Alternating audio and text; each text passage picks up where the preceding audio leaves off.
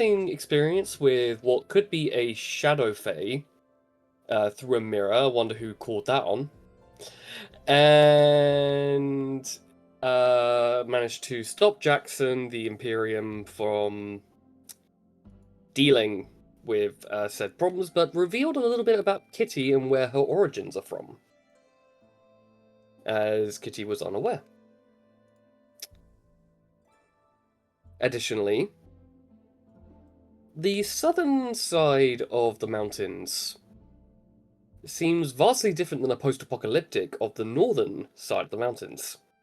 There's lush green grasslands, tall, thick, healthy-looking trees. I mean, yeah, there's signs of destruction, but it's very minor. And to all of your surprises, about 3 days away is a village with smoke coming out of it from chimney stalks, not a burning village. But it is still 3 days away, and judging the fact that you can semi-see the outlines, it seems to be a fairly large village, borderline on a major town. You still have your convoy. You did lose a few, and a few beasts of burden, and so the only way is forward. Given that isn't May, it is night. First time as the sun was just setting as everyone was setting up camp. And where we pick up is in James's tent. After Daysi received a message from the Deep Ones, claiming, "You are aware of us. We are now aware of you." I know there's a lot more to it, but that was the gist. I've And got the full yep. letter, word for word, right here in front of me. So don't worry, I've been looking at that panic attack waiting to happen for Okay. 4 weeks. Yep. And that is where we're going to pick up. So, James, you're staring at Daysi reading this letter, and I don't think it's that bold to assume that Daisy's going paler and paler and paler, and there's beads of sweat starting to appear on her forehead, and she's starting to shake all over. That's a mild description, actually, but yeah. Well, I mean, that's external. Internal's a completely different story. It might as well be like your hair standing on end and you're about to jump through the tent ceiling. I gotta imagine internally, it's either complete silence or nothing but screaming. One or the two. Or you know, Oh, as contradictory as it sounds, both. You know what? I feel like it's like an event horizon, and the underside is the internal screaming under the water, and upwards is just Daisy sitting there cross-legged, staring off into the abyss. Pretty much, yeah. So, that is where we left off. So that's not a love letter. Not quite.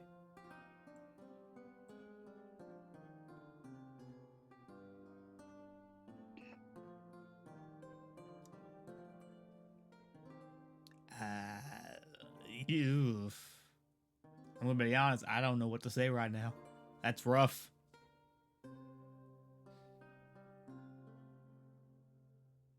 Yeah,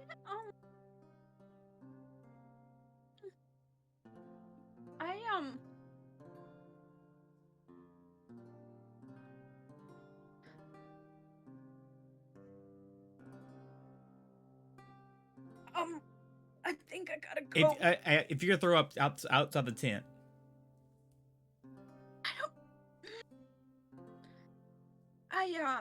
I'm just gonna go stretch my legs. I think. Okay. Maybe. Probably. Should I go get something? Should I tell someone? No, I think I just need to stretch my legs and gather my thoughts and just kind of see where that brings me, and I think I need some space. Probably. I don't know. What do you do when you get a letter like that? Typically you, in my Panic? experience, yeah, you dwell on it, panic for a while, and then maybe eventually you talk to someone about it.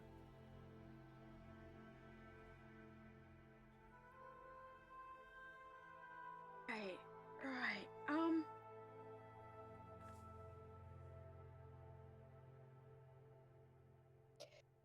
I think I'm just gonna go for like see if I can find a place where the letter is not, and just see what happens if I stay away from it for a while. From the letter? From the piece of paper? Yeah. I don't know how that's gonna help you. It's just paper. Either. But maybe maybe this is just a bad dream, and if I walk away from it, it'll disappear.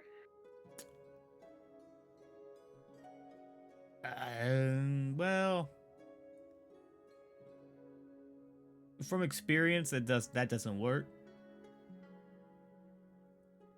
What does? Moving forward. Where?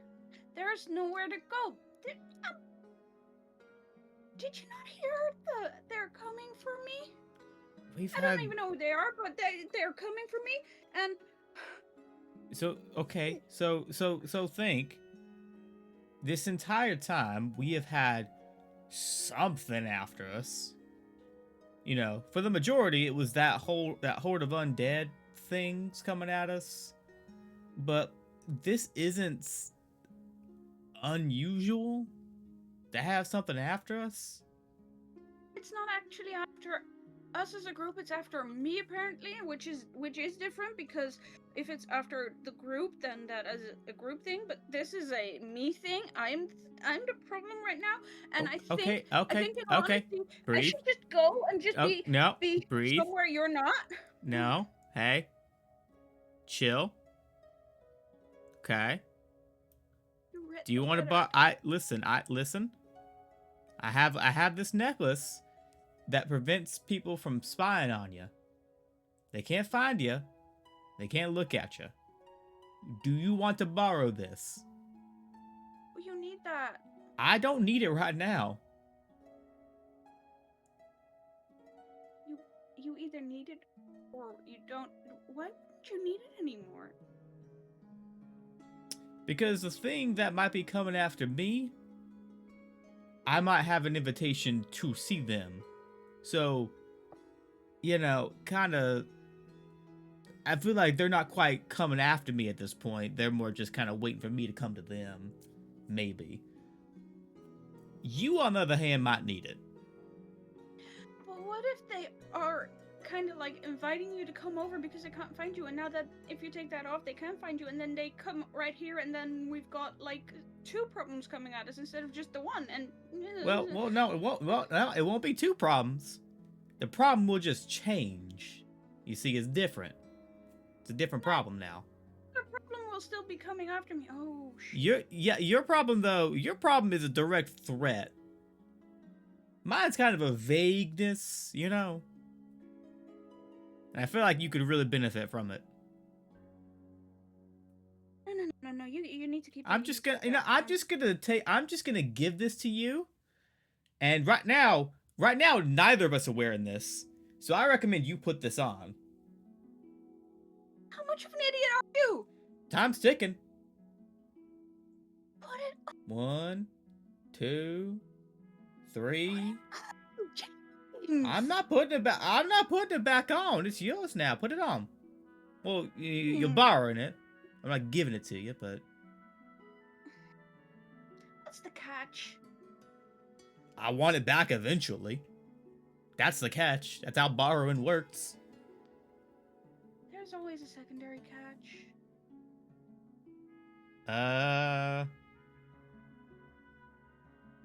Buy me a good whiskey sour in the next town. How about that? How's the second catch for that? That sounds fair. Okay, now put this on.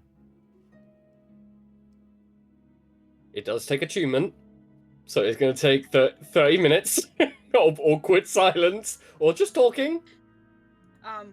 No, I think there's still the full panic railing going on here. So yeah, no, it's not really quiet yet, but yeah, I take it on.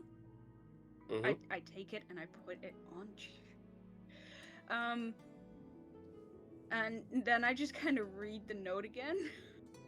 Okay. Just kind of go like, I don't see. I mean, apart from like some vague hints about who they are, I don't see like anyone's name tag on it. Like it's Steve coming for me. Yep. Yeah, you know, Steve from Minecraft, he's turned into Herobrine and he's coming after you. No. there is no there is no return address. There is no like note. Here's the thing though, as you and James look at it, the handwriting shifts slightly. So there's no tracing the original hand who wrote it. It continuously slightly shifts to change how it's presented. It sometimes looks a little bit more cursive. Sometimes it looks a little bit more dwarvish runic. Other times it actually looks like dwarven war chant, or orcish war chant, or the abyssal script of a mad cultist. You know, not sure this necklace will help that much against something that can do even that. Well, no, because it will. But also, we may not be able to trace the handwriting, but this is a piece of paper that was in the possession of the person who wrote this.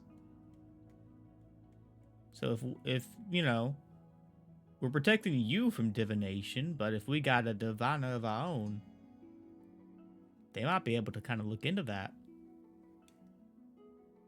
Brother called me? Oh god. He called me a diviner. Oh no. You could divine. What if I do that and they just kind of go straight through this little thing? So maybe we don't get you to do it. Maybe we get someone else. Yeah. Someone who can kind of look into it, look in on them, you know? Maybe that's a good idea. Because they're looking for you, so we don't want you to do it. Yeah. I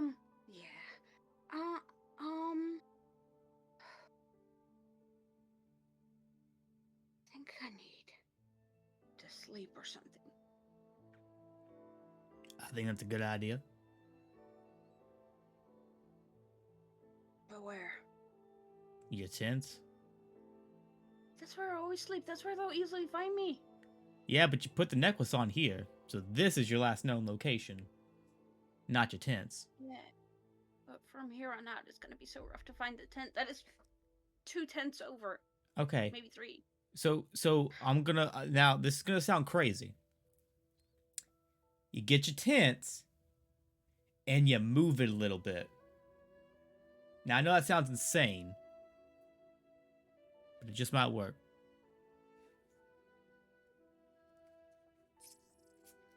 Side note, the whiskey might be starting to hit me just a little bit. Yeah. I don't know how you get that down your throat, but okay.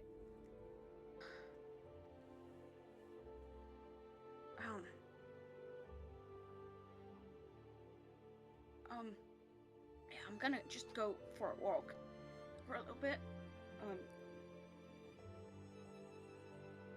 I think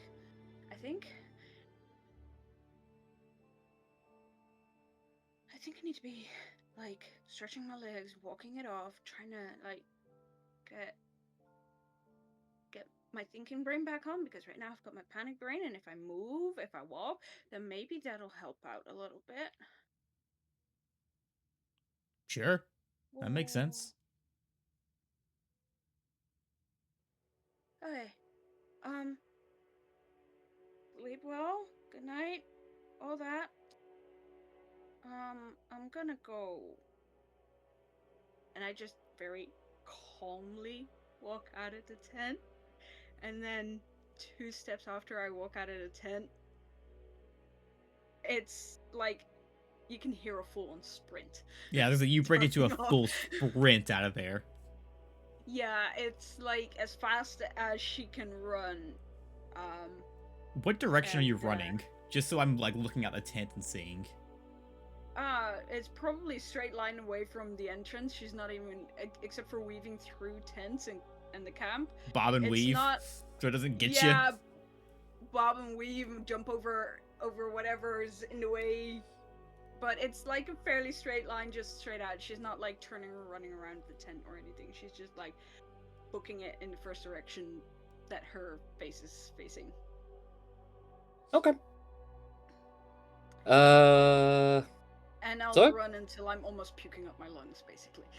Well, I mean, you get about like an hour to an hour and a half outside of the camp before you have to stop and catch your breath. Yeah. Yeah. As you are holding onto a tree. I just kind of put my back to the tree and just slide down.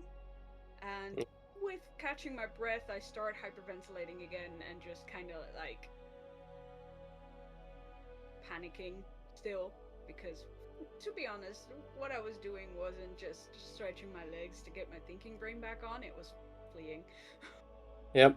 As you're sort of like there breathing, you hear a twig snap. I just barely look up and start running again. Okay. You hear something run in the opposite direction of you.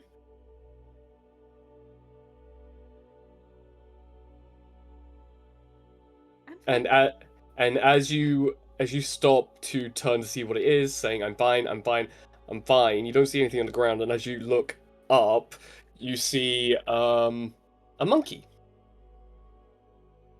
Kind of like looking down at you. You seem to have spooked it with your own sprinting.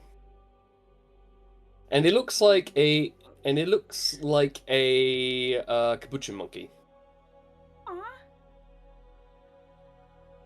I just kind of... Let's share the space for a minute. I'll catch my breath. And I just kind of slide down and just stare at the monkey. It kind of like goes onto the branch, and as you look at it, you notice that it's got wings. Nope. No. As it kind of just like sits there, and the wings are kind of like in a resting position, curled around it. But it's just kind of like looking at you a bit curiously, like an extreme head tilt to like try and figure you out. Does it make more sense on a 45-degree angle, buddy? Yeah, I guess as much. I will say that I left the note in James's tent. Nope, that's fair.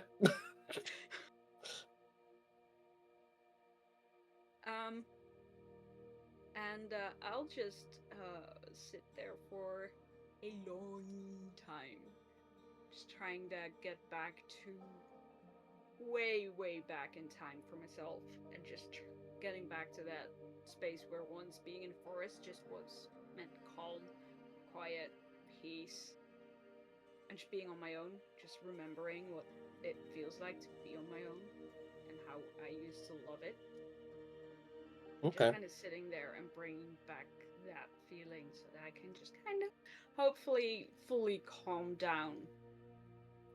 And once I've calmed down enough, I'll start wandering around, because apparently I'm in a forest. Yeah, And the like in an hour. curiosity will get me. Yeah, to about an hour to an hour and a half, there's like almost like a horseshoe of forest, besides the mountain exit entrance. Yeah, I just start wandering. And where you go, even though it's trying to hide, this monkey with wings is just like curiously just following you from the treetops. Do I still have spell slots? I know I don't have hit points. If Monkey wants to kill me, Monkey can do so. It doesn't take much. It doesn't.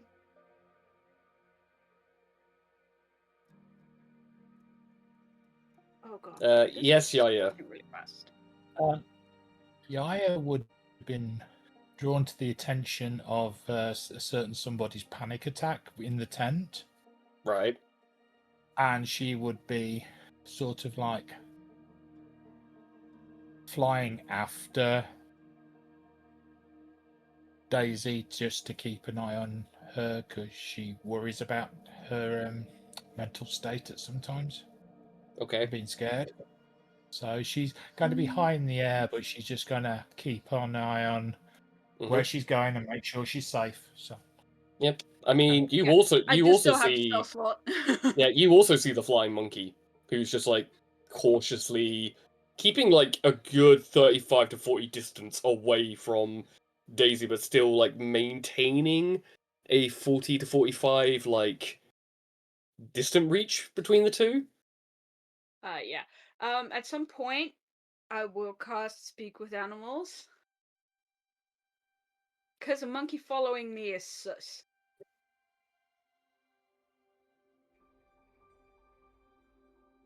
Yeah, this one's really weird. Don't have wings. Who are you talking to?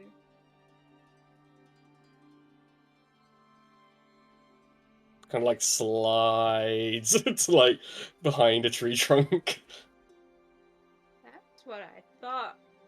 That's what you thought, what? You like to gossip. Well, yeah, we all do. And you look up and there's like 20 of these flying monkeys. You kind of walked into our turf. So we're just trying to get a vibe. Well, what kind of vibe? Well, if Vibe you're a of good I'm. if you're a good vibe or a bad vibe. Well, that depends on your definition of good vibe or a bad vibe. I'm not gonna Well, hurt you if well, that is. well, if you're not gonna hurt us, then you're a good vibe. But if you are gonna hurt us, we'll rip you from limb. Well, you know what? I wouldn't fault you if you did. Mm. There's probably someone coming after me at some point. Oh no, we're aware of the one flying up above. That's not the one I meant, but Okay.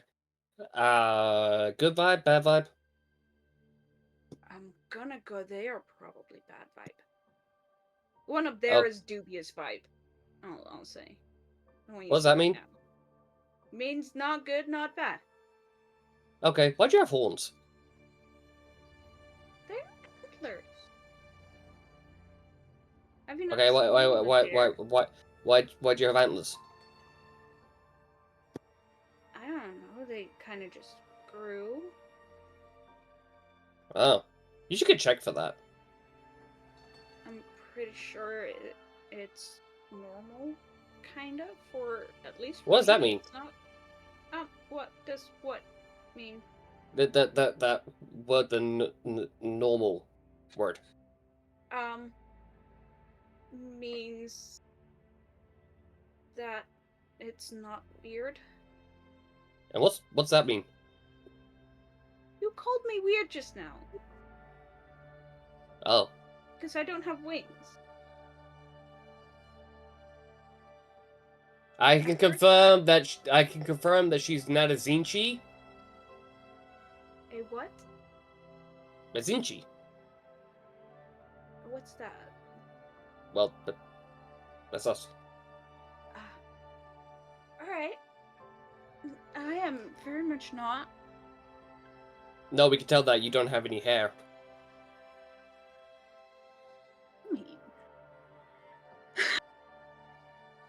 I mean, you have yes, you have hair there, but that. No, and yeah, fair. Not as glorious as yours. Oh, well, thank you. I do keep myself very well groomed. I notice. Your hair's looking amazing. And you see, like, slides upside down using his tail as, like, balance. He's kind of like, so. So? Were you the reason for the big sun in the mountains? No. That's not Okay. fair. Oh. Can they teach us how to do that? I don't think you would like that. No, we would. Why? Because we like big fire. Oh dear. I feel like it might be an unwise move to teach you how to make that big of a fire. You are living in trees. Trees can burn. They can? Oh. Yes. Oh, that explains a lot then. Okay. Explains a lot about what? Well, we figured out how to make flashies, and then a tree went big flashy, and then another tree went big flashy, and then the ground went big flashy. Yeah. That's generally what they call a forest fire. That's dangerous. You could lose your home with that. Okay, well you enjoy a good vibe, and he just climbs up and just leaves, and you hear the as they all leave. For squirrels. Or deer. Deer are nice to talk to. Why do we get the weird ones? I don't know. As you see a hummingbird like. Hi. Hi. Sorry about them. Yeah. They're not very smart. That is one way of saying it, yes. Well, we haven't seen a animal speaker here for quite a while. Yeah, the world is a bit weird right now, I think. Oh, definitely. I mean, we have one, but he's not exactly in the best talking mood at the moment. One who can talk to animals? Hmm? Where is he? Further in. Could you lead me to him? Maybe? Oh, I don't know. There's some fresh flowers in my hair. Done. Drinking the nectar and then Lamini 5 going, okay, I will go and get a slower flyer. Or you can sit on my head and tell me where to go. Or you can just fly away. Right. Lands on your head. Yeah, you can go visit. That's a really strong flower. Thank you, I grew it myself. Oh. Forward. I guessed as much. I was already walking. And every now and then you hear left, right, no, wait, left. If he's like, no, wait, I just kind of wait. Really left or just Forward. left-ish? Right. I'm sure we'll get there. It takes about another 2-ish hours.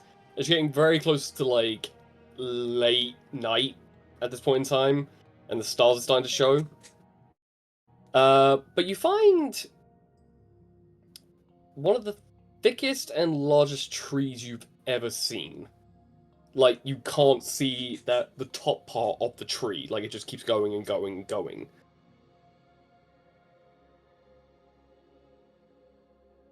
So, what do we expect in here? The speaker. A speaker. Uh-huh. Right. Doorbell's ringing. I gotta go for a hot second. So, Go tease someone else. so, James, you have the letter in your tent.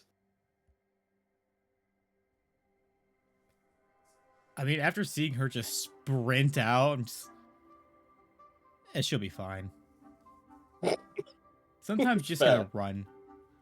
Nope, that is fair. Okay.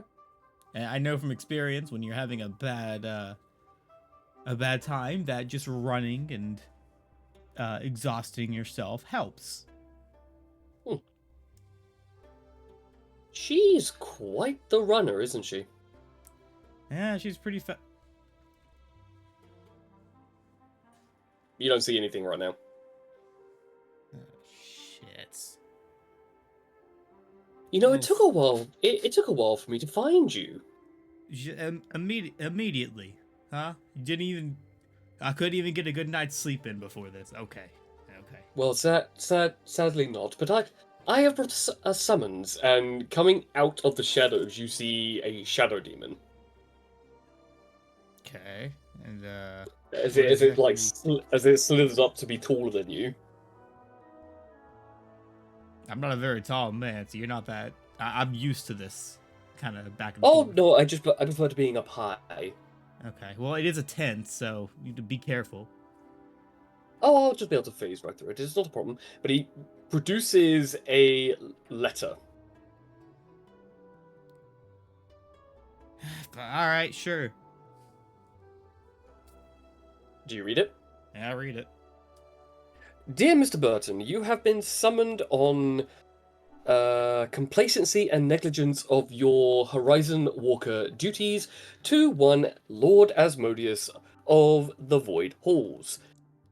You have been negligent in your duties and you have not presented yourself for further questioning, trials, or stipulations. You are required to present yourself towards the court of Infernus Incarnum and to plead your case. Should you not do so in a reasonable amount of time, we will drag your soul to the Infernus Arcanum and then drop you off at the Wall of Oblivion. Hope you are well, Infernus Arcanum. Hey, HR. You know, the Mr. Shadow Demon, if I may call you that. Oh, Lyle. Lyle. Listen, Lyle. Yes, are you aware of the contents of this letter, or were you just handed it? Oh no, I do not read any of the missives that my proprietor tells me to deliver. Okay, well, I'm just gonna, because I need someone to talk to about this. Listen, so if you see right here, it says, within a reasonable time that I need to respond to this or to arrive there. Right. Right. So it's I am weird, not. right? That's normally devils work in absolutes, and that's a very Well, vague term. Well, that is true. Most devils do work in the term of absolutes, but I'm a demon, so I can't exactly comment on such nonsense in the legal legality. But if you would like, I could bring a infernal solicitor to give you the litigation of the claim. That actually, yeah, I would appreciate that. I prefer less vague things, especially when it comes to let's see, dragging my soul into the infernos. You know, I prefer more exact terms. Infernum Arcanum. It is Yes. where you, I believe, received a badge. Where most Horizon Walkers receive a badge for realm protection. Right. Yes. Very well, I shall get to litigator, and they should be able to straighten this out. Oh, that'd be lovely. I appreciate it. And you see he like releases this in like silent scream, but for your ears as a tiefling, like high pitched ringing, awful nails on a chalkboard is comforting compared to that. Well, you know, there is such thing as sending. There's a spell called sending you could use. You know, ah, God. At which point, you hit. I've been summoned. And you see an imp sitting on the headpiece of your chair, just perched. Yeah. He has what is the equivalent of a tie, and two tiny spectacles on his face. Now, this is a very important question. Is it a proper tie or is it a clip-on tie? It's a proper tie, but it's also embedded into his skin. Good. Perfect. I am litigator Carl, but you may call me Mr. Disemboweler, or in more common sense, since this is a social call, not a business call, I will be referred to as Carl. I'm fine calling you Mr. Disemboweler if that is what you prefer. Well, in business terms, yes, but this is my off hours. Oh, okay, understood, Carl. So I believe I'm here to explain a clause in a summons. At least that's what I understand from the very elegant summoning that I just received. Yes, Lal here just delivered this a summons, but it uses vague terminology. So I was just trying to figure that out, especially right here where it says I must respond to these summons with a reasonable time. That's a very vague term. Now, right, that is true. But if you read the fine print, and he actually extends his hands, and you watch as the fine print extends, and there is more writing within the reasonable time. Ah, I see. Okay. Let's see. As you can see, our subsection 3 reasonable time is under the caduceus of the next 666,000 years, and if litigation and mitigation is not done within the next 666,000 years, your soul will be coined as forfeit. Also, if you look at here at subsection O, category 9, you will be liable to misinterpretation of said contract, and all your abilities will be coined null and void if you do not accept the summons. Now, can you explain the liable to misinterpretation part?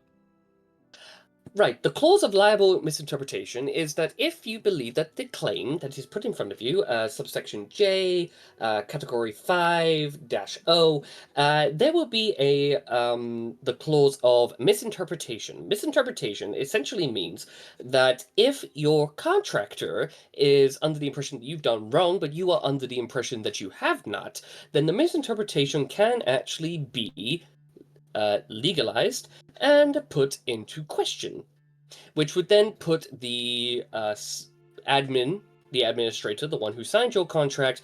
Now, we are referring to the original signee, not any inheritor of the signee, because that would just get a bit unfortunate. So misinterpretation allows you to speak your piece, as it will, instead of the very barbaric. It's just part of the consequence clause, you understand? It's very we don't actually drag people to the Infernum Arcanum by their soul.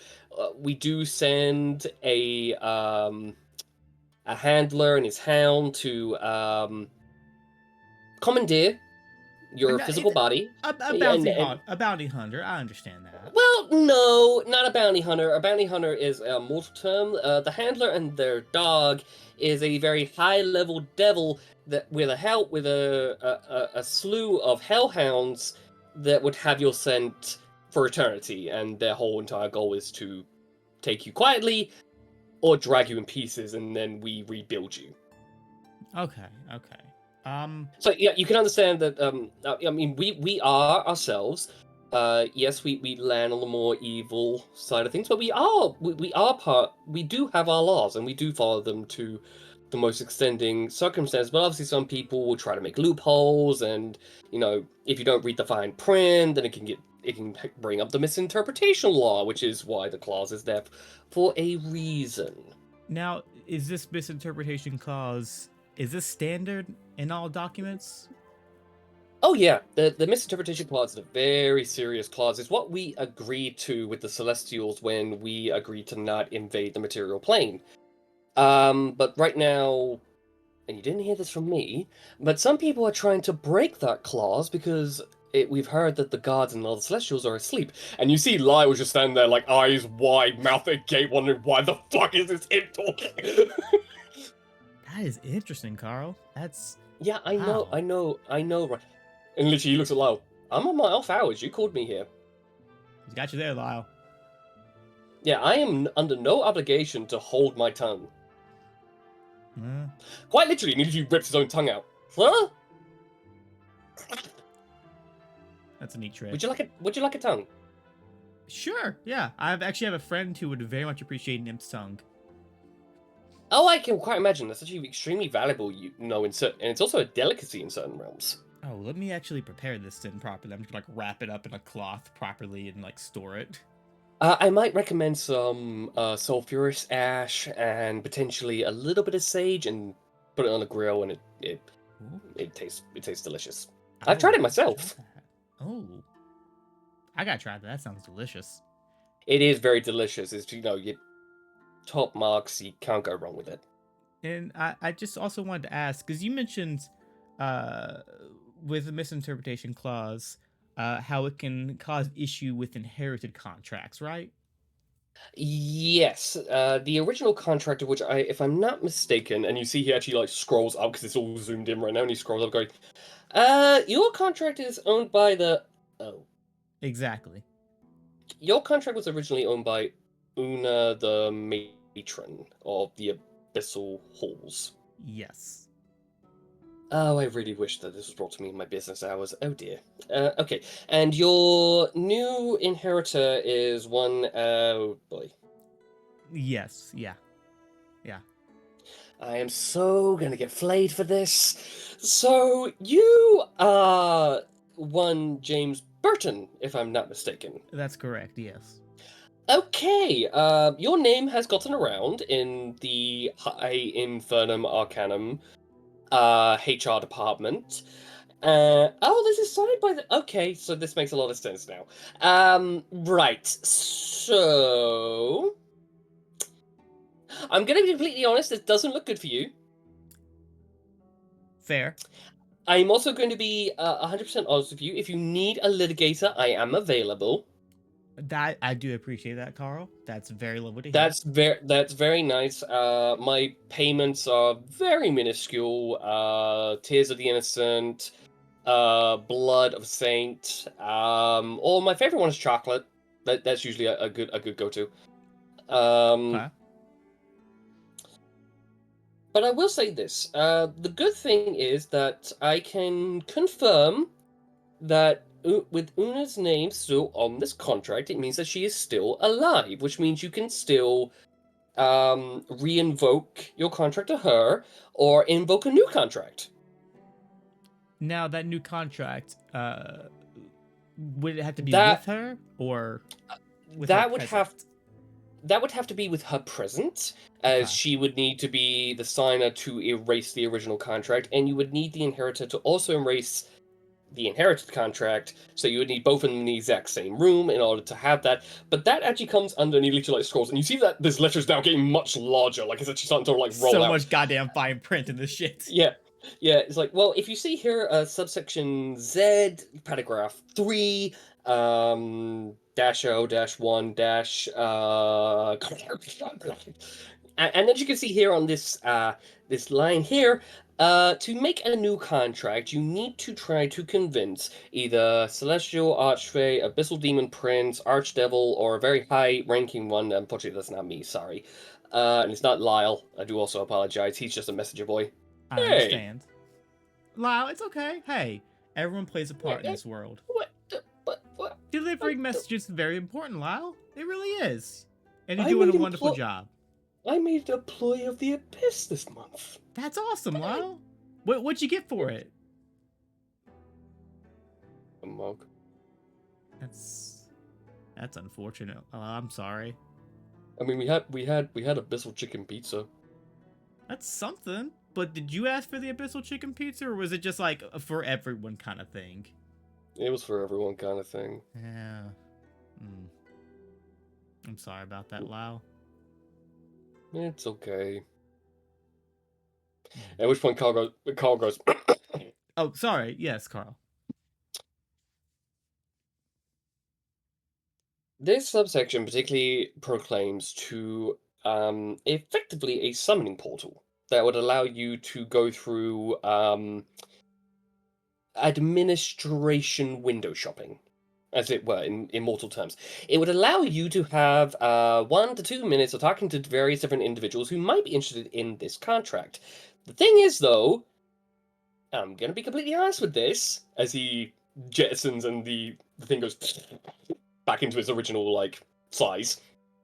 There are a lot of people that would love to have your contract. I'm gonna be completely honest here, because you were actually the first person to get inherited on a contract. I don't know if I should be honored or not with that. I think you should be more terrified on that prospect. That sounds more reasonable. Yeah. Because it means your soul is up for grabs for anyone who wants to be the new inheritor. Hmm. So in the process of trying to get my current contract renewed or changed or anything else, it becomes kind of up for grabs for other inheritors. Yes, and there may be what's the word in common? Dire actions taken to claim your contract. Also, not to mention that there is an imp that carries the material version of the contract that was meant to deliver it to you. Was it never delivered? I never got that. No. That's so much like the HR It department. really, honestly. Look, Carl, I'm just gonna say. Sorry, do you happen to have a card for your supervisor? I'd love to talk to them about this in the No, future. that's not my department. I am part of the litigation department. You're right. You're part of litigation. Yeah. But the HR department or the Hannibal Resources is around. They've been around forever. They set in their ways, kind of deal. But they always sent out imps, so they always sent out this new band of rabble rousers known as Quasits. They're much uglier than imps. I'll just be completely honest with you. But they are meant to deliver the mortal version of the contract that is known as the Decree of Atlas. You are, by law, meant to have that contract handed over to you, so you can read it over, sign it, go through negotiations, sign it again. Was that never delivered to you? No, and you know what, Carl? You know, now that you mention it, I have yet to even have the chance to read this contract. Oh, that brings a whole lot of clauses into this. I know. That brings the Infernum clause. That brings in the Interibus litigation disaster. Oh no, this is this is juicy. This is very juicy. You know what? I'll walk free of charge. You have a litigator with you right now. So I'm gonna say this right now, as he like literally carves his arm open and opens it up, and it turns into a book. Well, And he literally pulls out one of his veins, and it's a quill. I do by solemnly, under the decree of Atlas, under the Horned King and Asmodeus, the Lord of the Void Halls, that I, Carl the Disemboweler, hereby appoint James Red Burton to being in perpetuity under litigator and sign E. Could you just sign here, please? sure. And now I gotta ask: is there any fine print I should be aware of with this, Carl? No, this is what's known as a litigation contract, meaning that you will have me by extraplanar contact if you need a litigator to represent you in court. Amazing.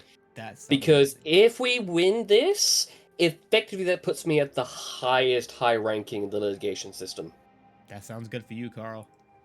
Yeah, and it also means that potentially, and you see him click, and you see Lyle would like start screaming silently because he's been put under the silent spell. Between you and me, a lot of us in the litigation and the HR and the judicial system really hates Asmodeus at the moment because he's mucking up all our very finely written contracts. You don't say. The man who took over and inherited a bunch of contracts and didn't follow the proper clauses and procedures is mucking them up. Look, he led a demonic uprising. Una was asleep. We were left to our own devices, and we were already weakened from the war. Now, I didn't partake in the war. I was literally just there to push papers and I understand. whatnot. Yeah. I mean, I was made like a 500 years later. But effectively, what this contract allows you to do is, at any point in time, if you need legal representation, you simply have to. It's a bit archaic and barbaric, but you have to like carve into your arm. Okay. Is there a ritualistic dagger of sorts, or is it just kind of any old sharp object? Fingernail. Yeah, simple enough. And when I say carving, I mean literally just like. Oh, just like a straight line down the vein there. Okay. Yeah, like when I say it's barbaric and archaic, a lot of people think it's like you got to cut your own arm off. So it's like, no, it sounds barbaric, but in reality, the most simple way is just like digging some skin up. Okay. I can do that. That sounds simple enough. Yeah, I mean, it doesn't hurt. I mean, if you dig in and do a lot and like draw blood, then you might summon an entire legal team, but that's like extreme cases and circumstances.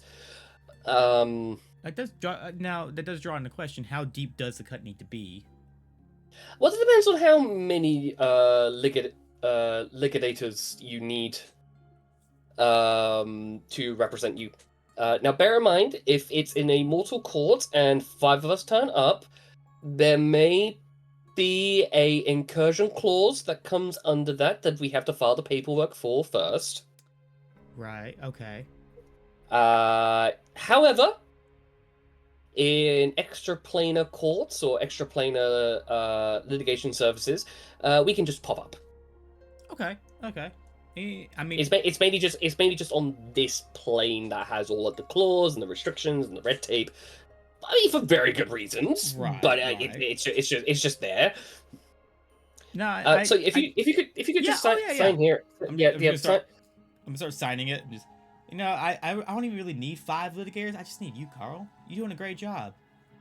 Oh well, I do appreciate it, but you have not seen Gorthak the Defiler. He is the one who can really bring a court to heel. Yeah, I just need you to sniff that. I just need you to sniff that on the other page. Just. Yeah, just as soon as you sniff it, it's like sulfur goes like straight into your nose. Oh. Okay, that is our contract signed, and you see he kind of go like he grips his hand, and you watch as it just goes like. It doesn't hurt as much if you think it is hurting. I imagine after so long, you kind of get used to the feeling. Oh no, that's my 7th time doing that. Oh, really? I would have thought you'd done that more. No, it's really only for those type of cases where I know that it's a slam dunk unless someone tries to muck it up, which I'm not going to allow. But additionally, on top of that, now that you have a litigator, I'm just going to tell you this now. We are not going to let this slide. I will do the research. I will do the proper paperwork. I take it this residence is not exactly, No, it is temporary. Okay. Well, should you need advice or on need for any type of legal representation, on the 6th day of the 6th hour of the 9th minute of the 9th second, don't ask questions. I don't know why it's that. Contracts are weird. I understand that. No, that's just like okay. On the 9th day of the 9th hour of the 9th minute of the 9th second of the 9th microsecond, you can simply just call my name, and I will appear. And any questions you have, I'll be able to answer for the next 2 hours. I mean, it seems like it'd be easier just to do the arm thing, doesn't it? Well, that's on the representation in court. Oh, summons. Okay. So that's specifically for court summons. Yeah, the specific court summons. But for general inquiries, it's just like you have to wait for the 9th day of the 9th day. Yeah. Okay. Oh, right. And he clicks in. He goes, "Why the hell did you silence me? I didn't." He's like that. He's very sensitive. It's fine. So yeah, Pleasure meeting you. I will get to the bottom of this contract. You have, and I quote, 1,000 pages in your contract of fine print. And they didn't show me a lick of it. Can you believe Mm. that? Travesty. Absolute travesty.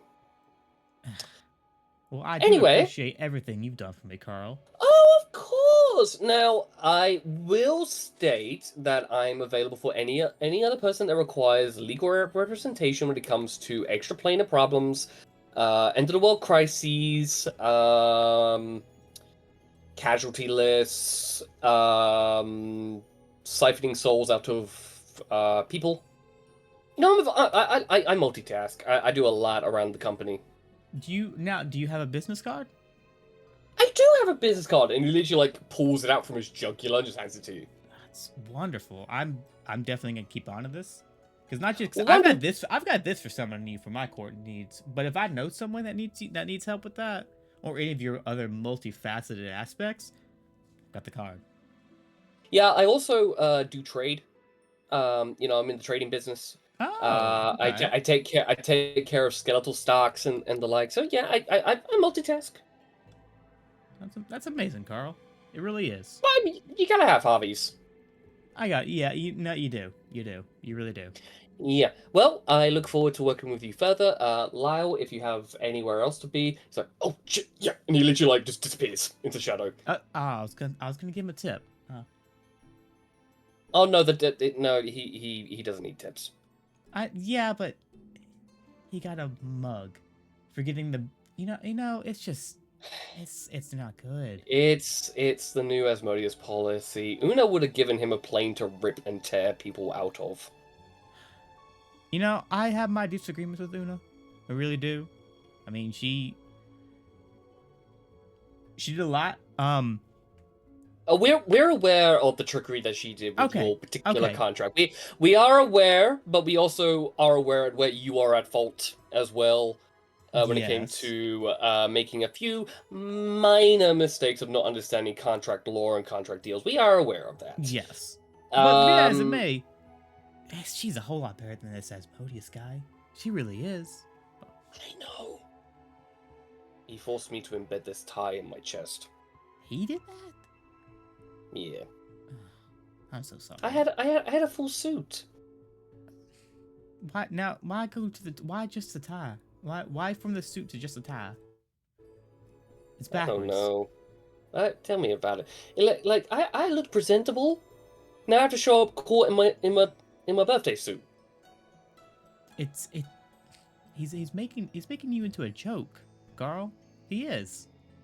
I'm aware of that, but if I say anything bad about him in extraplanar situations, he's found a way to give us devils and demons the true death.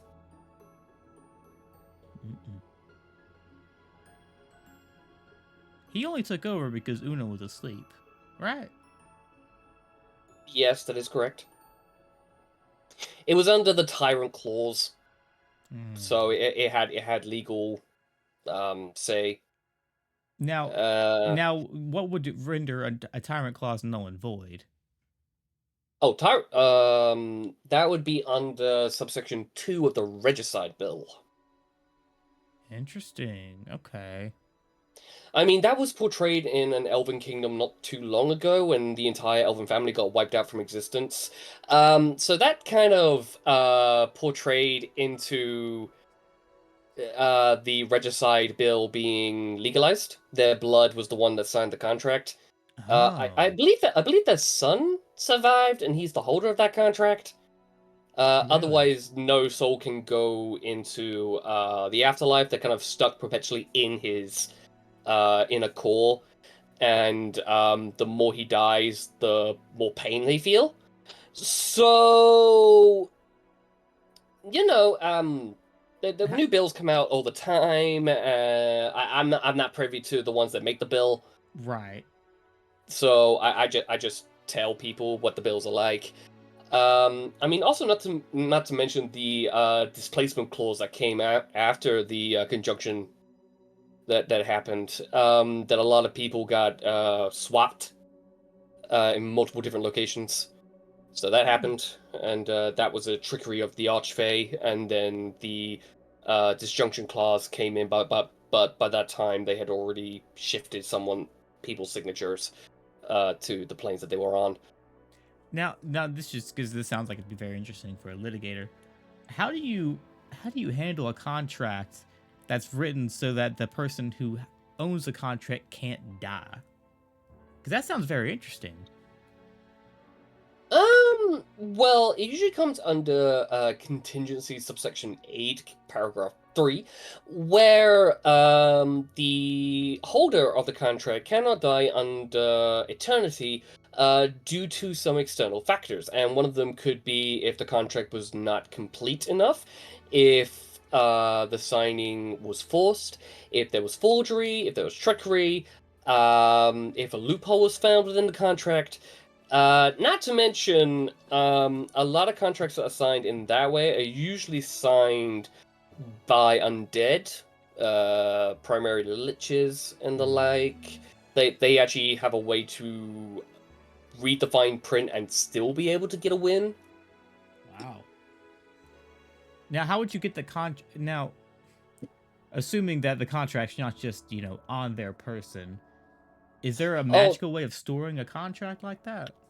Oh, it goes under the phylactery creation clause, which essentially means you need to have a physical object on you that represents the contract in some form or another. Unfortunately, that's normally an organ or a bone or an item or an eyeball or a hand. Like, it has to be something physical. And the actual contract is normally stored in a safe place that if you have the phylactery, in theory, you could teleport to that actual contract. But by that point, you would activate another clause that would allow that person to kill you outright and you'd be paralyzed. So there is a bit of a safeguarding. That makes sense. That makes sense. Yeah. Now, yeah, but if there is a concern about that phylactery clause under the regicide bill that would cause someone to be a survivor of said contract, then the contract would be null and void.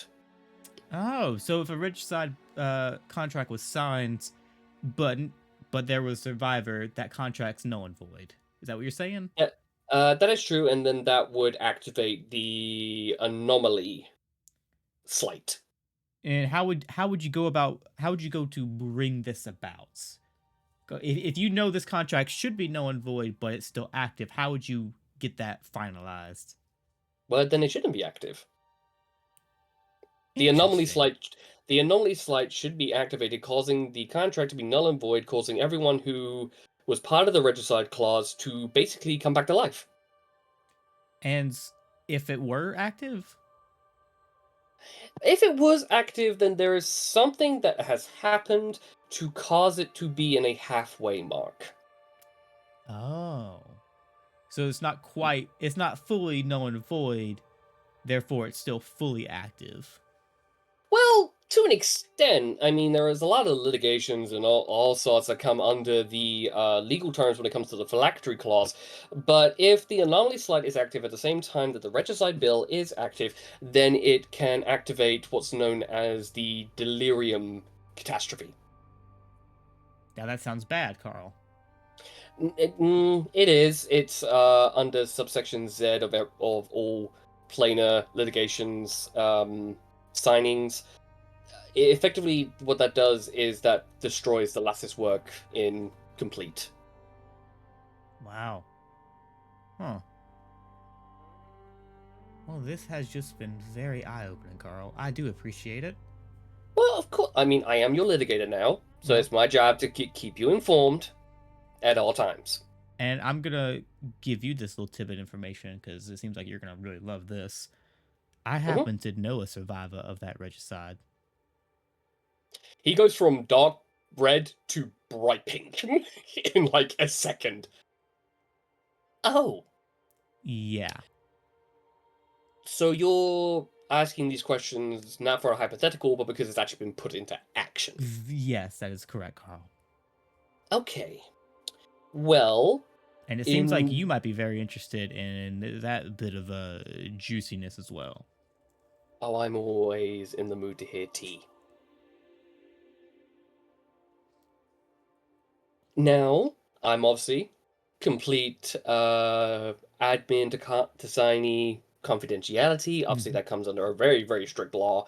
So, the minute I leave here, anything that you tell me, I will do the research, and I'm not allowed to tell anyone under the pain of having my insides go outward. Okay. So yes, the sister of that son, so the daughter of that family, Okay. survived. Well, if that was the case, then if she survived, is she still in her original form? I don't think so. She's become like Oh, a yeah. that would explain the anomaly slight. Oh, so Being her form being changing. her form changing. Has it changed more than once? Yes, because when I first met her, she was just Oh, she was kind of more of a tiefling like me, and apparently that wasn't how she was supposed to be. But now she's like this, oh, I think, a vampire thing. oh! That would come onto the Archangel clause. Oh, Yes, a very powerful guardian would enact the sole survivor mandate, which would allow this person you're referring to be jettisoned to a random plane of existence until it is safe for them to return. However, they go under reincarnation or resurrection if they're on death's door, and it's a very awful clause because obviously it's not condoned, but it's like last-ditch effort to save a bloodline that's considered celestial in origin, or royal in origin, or child of a god origin. So you know, there's a few there's a few archangel claws, and but the way you're talking of the two transformations, my guess is the longer that this individual stays alive, the weaker that contract becomes, the more likely the one who owns that contract would start taking more drastic actions to make the contract succeed. now that they have come after us in the past. Oh, goody. I will point out, Mhm. are you aware of the infernal resurrection? I can't say I am, Carl. Okay, if you were to kill me right now, I would go back to the hells and then come back. Okay. If you kill one of us on this material plane, we have, I guess, what you call a jump start? We reform in the hells or the abyssal halls now, or the void halls, and then we can come back with all our memories and the experiences that we just experienced. And sometimes it could take a minute, other times it could take a week. It depends on what we got hit with. So Yeah. the only way to fully vanquish us is, well, to kill us in our original plane. And if you happen to have a contract that prevents you from dying, Yeah. it's Hence, lose-lose. yeah, hence the anomaly slight. It kind of comes in under that contract. However, since this daughter slash sister is alive and well, and even though she is not in her original form, ergo the contract has one fatal loophole. That owner of the contract is under obligation by the laws of reality that if he was to die in his hellish domain, he would perish. No resurrection, no reincarnation, no nothing. Okay, so the aspects of the contract that keep him semi-immortal functionally would not function in that sense. No. Okay. And you did not hear that from me. Of course not, Carl. Of course. Now, I've got a lot of paperwork to do because everything that you just told me is going to take at least 20 years in the Hell's Plane in Comorta. I mean, it will be like maybe 2 days here time is weird down there. But I don't. I I've get jet. learned that. Yeah. Yeah, I get jet lag. It's awful. But hey, so is the job. But yes, I will be in touch.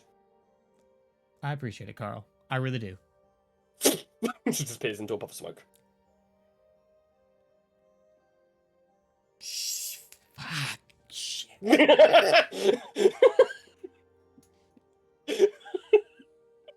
I love the fact This that isn't James because you took off the necklace, right?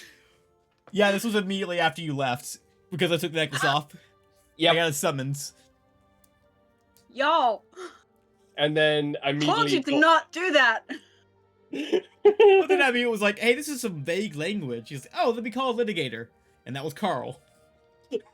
Yeah, I mean, I just kind of, like, missed the first bit, of course, and then I got Carl. Basically, I got a summons that I have not been performing my duties as a Horizon Walker. And I've been summoned to speak my case, and if I don't within a certain amount of time, my soul is forfeits and my abilities are forfeit. But Well, reasonable time under the clause means in the next 6,666 years. Yeah. So reasonable time for those who don't understand time in another realm. Yes. there. Oh, I should have And asked you are Carl if that was used to his dealing time with- or our time. More like they equated to mortal time. So what they would consider to be 66 hours in the material plane is 6,666 years. Again, time works very differently. Oh, yeah. Bro, you should not have given me the necklace.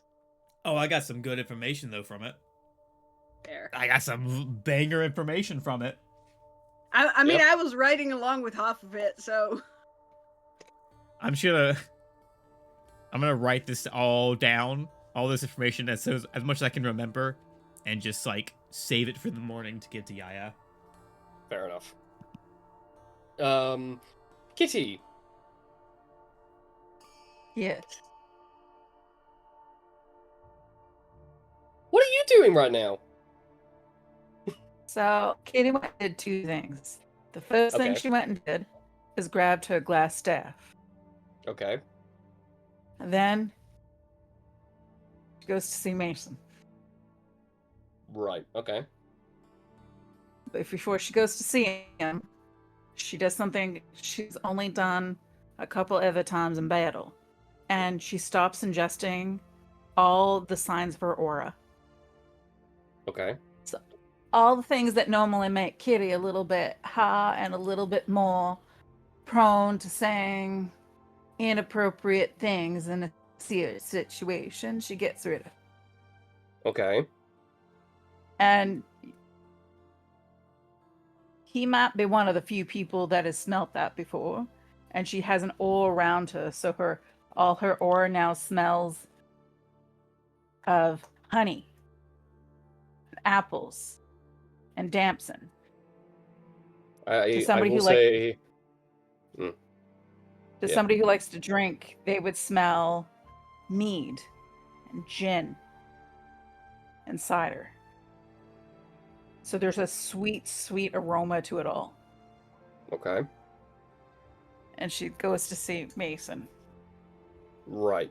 So are you taking Chit and Skeleton with you? Yeah, she's taking them both with her. Okay. Chit is like just like going along, and Skelly is. Well, I'm just gonna call him Skelly for right now. Is just kind of like waddling, essentially, just a skeleton covered in mushrooms, just like walking along. Mason right now is actually on a hill overlooking the valley, and he's actually staring directly at the village.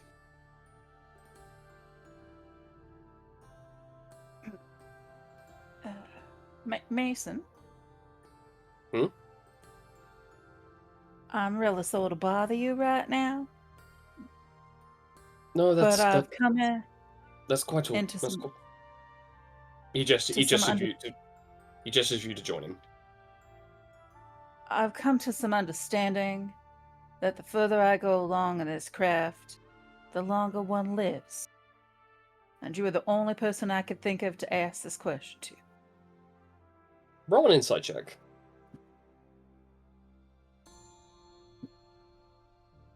Insight. She's not good at insight. Oh, actually, she's not bad at insight. It'd be much better if I rolled not something more than a nat 1. So I rolled a nat 1, so that's 9. Okay. From your standpoint, his face doesn't show any kind of recognition to that question. But you can still ask in full.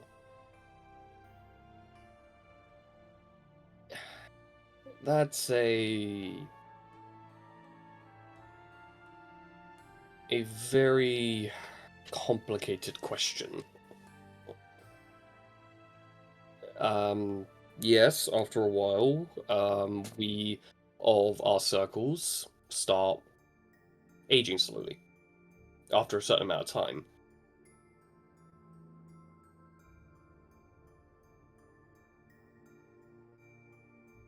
So the last time I was formally in a complete circle, it was not a circle of what I do. So it was it was more than 100 years ago, I think it was. And I don't recall them mentioning that. And I'm not going to tell too many people about this, but now I'm slightly certain that my original adoptive parents may have passed me along to a druid who was much more than just at his later years, but possibly much older. If I had to hazard a guess, I will say, in all honesty, I have not reached that stage. What you see is what you get at my age. I'm only 100, so it's not exactly a very big age, but it's big enough. It's mainly it's mainly reserved for archdruids and elders. The ones. The sad part is you stop seeing time in days, months, hours, minutes. Where you start seeing life in, well, years and decades and centuries and occasionally millennia. You do realize you're talking to an elf? Yes, I am aware of your quandary, and I kind of have an inkling as to why you're asking these questions. So, if I can be blunt, can you ask the question that's burning in your eyes right now?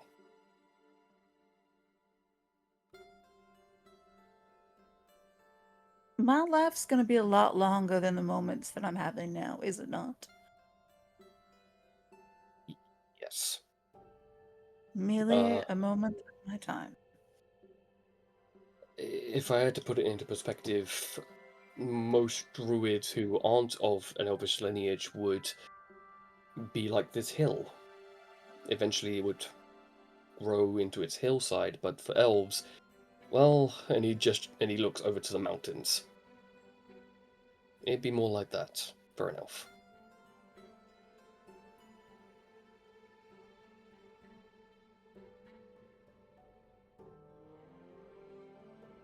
See, well, It's, from my understanding and my teachings and my training, it's more to do with being in touch with nature so much that you become a guardian of it.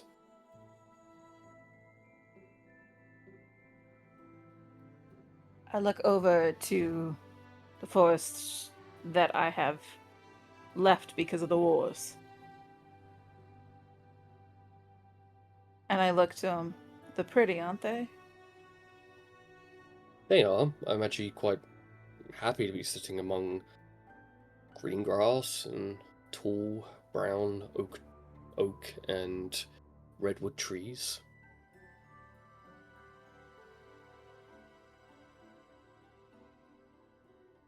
It was quite beautiful here before the gods did that, and she points behind us. I can imagine so. Have you ever been to the Shadowfell? I've heard stories about the Shadowfell, or the Shade, as some call it. I cannot say that I've personally gone. It's not a particularly easy place to get to.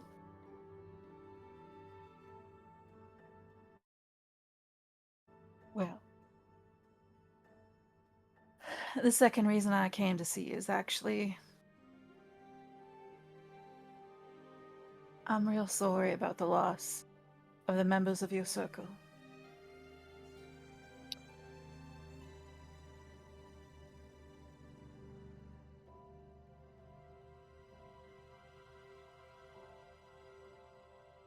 They knew the sacrifice.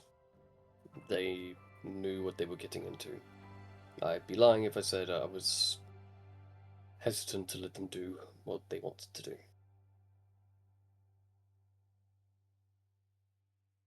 I've lost my fair share of people, as I'm sure you can gather, given my age. And I'd like to tell you, it's so much easier, but each life we meet is so precious. And each person's soul and who they are is unique to them.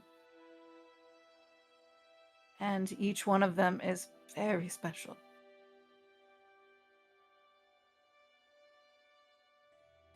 And although I've never had a complete circle of my own, the circle that I was originally brought into was quite a different bond.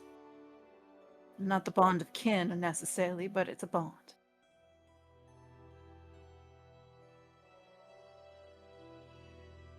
Sounds quite I lovely.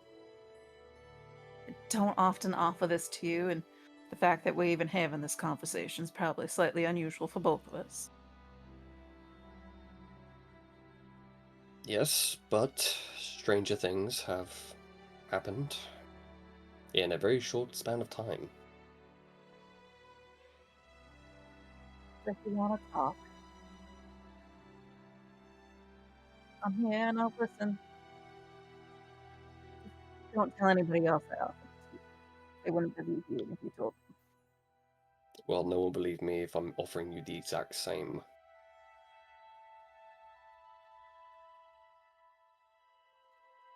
And it's probably not a good idea that we share this little conversation with my Rose, because I'm not too sure she's in a good headspace right now. I mean, there's a couple of problems that she's been having.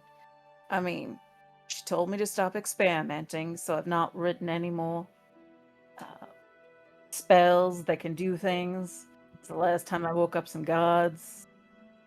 So I kind of stopped. I got my earful. The rest were getting their earful when I left. You know, there's a reason I call her Rose, because she's got some real big thorns on her. But they've just met them. And I have a feeling she might be coming to look for you after everyone else. I'll be here, not exactly going anywhere, not until we're all ready to take a look down there. And he gestures to the village, about 3 days away.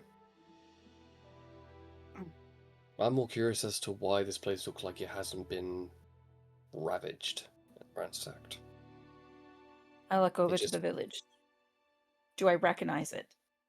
No, you don't. Was it seems there the last time I was here? No. The buildings look semi-newish even from this distance, and it's quite a ways away. We're not in the That's desert, new. and we're not in the desert, so it's not an oasis. So it's real. And it looks untouched. It's a new village. Did you know that? No. that there needs to be a village here. I mean, I like solitude for a number of reasons. One of them is I have a hard time at keeping all of this in check. And it's not like friends just want to sit with me when my emotions get a little upheavaled. So I just bring it all in, it keeps me calm. Because when it goes off, it can kind of hurt.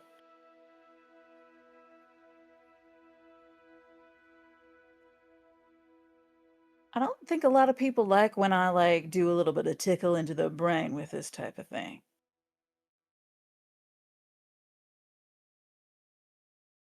Each one of us has different abilities, different skills. Mine are much more on the ice and cold. Daisy's is much leaning towards the moon and animals. Yours, from what I gather, is fungus and rebirth and decay. Each of us represent a pillar of nature. It's not exactly it's not really anything to be uncomfortable with. I don't find it an uncomfortable feeling. I mean, let's be honest, I ingest half of it most of the time, and it just makes me quite a bit calmer. But not many people really want to ingest it because, I don't know, I think they're quite afraid that it's a very different thing if they really start to. Some think it's going to also cause them to be just real calm, but it really is not. It's going to hurt a little bit.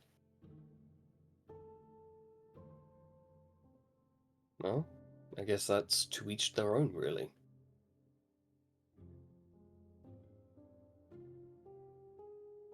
I look over at Mason. I give him, because he's taller than I am, I give him a bit of a pat on the chest.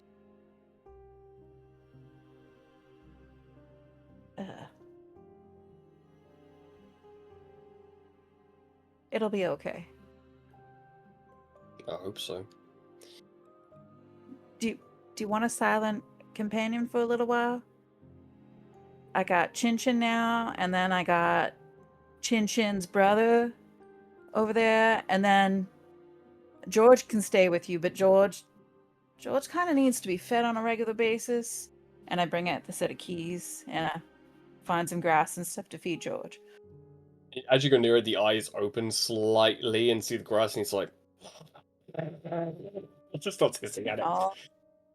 Now, George, I gave you meat earlier. We gotta have a healthy diet. You gotta have a little bit of everything, yes, but we're gonna make you grow big, because apparently you can grow as big as a house. And now we gotta make sure you get that big, don't we? You get to do all the cleanup you want. Whenever we kill things, you can have all of them. And they won't hurt you. Do you want a mushroom? I can get you another mushroom off one of the bones. Do you want one of the mushroomy bones? I think you giving him a few blades of grass is probably more than enough for him. It is. This is George. He's quite nice. He's very cute. Well, you have a juvenile mimic with you, so I guess so. He's my new pet. Yeah.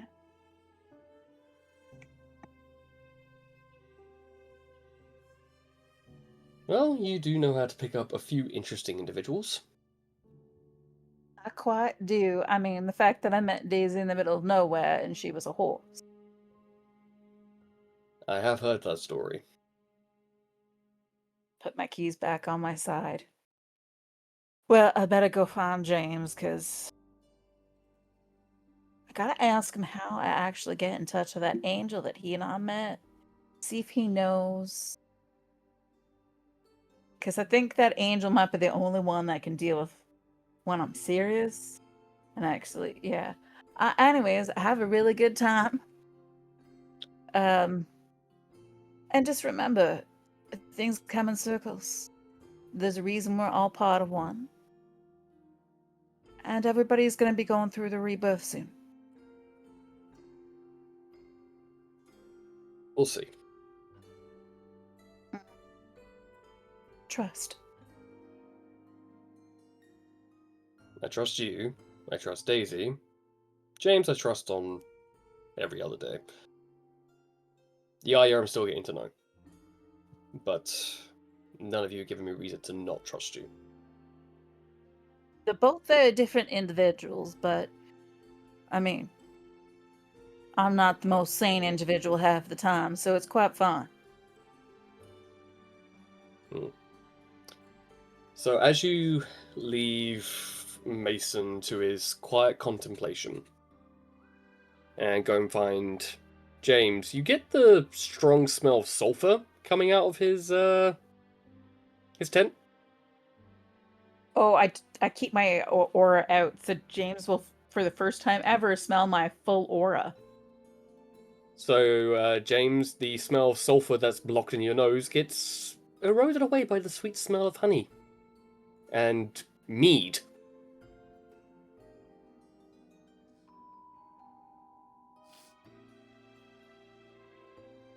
Just gonna peek out the door. There's Kitty. You need something there, kitty? I was wondering if you need something, because that smells not right. And I was about to attack something if there was anything else there with you. No, I was meeting with my legal representation. So, by the way, this here is an imp's tongue. Apparently, it's very good if you season it with sulfuric acid and I believe you said lightly grill it With sage. Sage, that was it. All right. I take it and I kind of look at it. I'd like to meet the imp and make sure this was consensual, and I put it into my pouch. He ripped it out himself. It was part of a bit of not having to hold his tongue, and he just popped it out. You don't know much about imps, right. do you?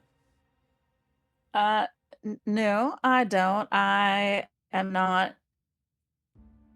I'm far more in tune with like things that grow in damp places.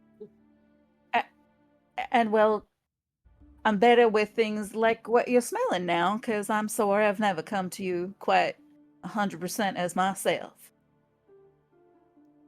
Well, you do smell lovely. Not gonna lie. But no, yeah, Carl. Like- Carl gave this willingly. This was he just ripped it out and handed it to me. By the way, what are you smelling right now?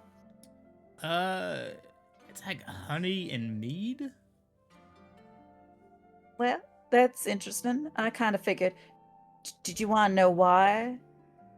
Or would you like to get an understanding of what it actually does? I assumed it was some kind of perfume or something. No, not quite. But this might explain to you why most of the time I seem to be wandering around in a little bit of a headspace. And I kind of tap on it slightly at you.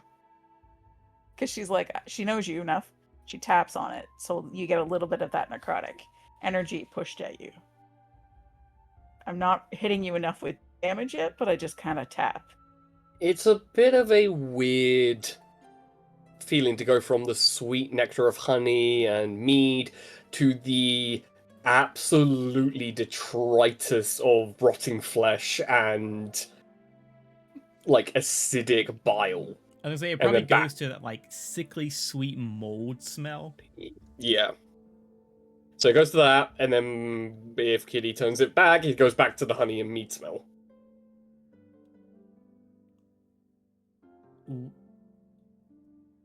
Oh, okay.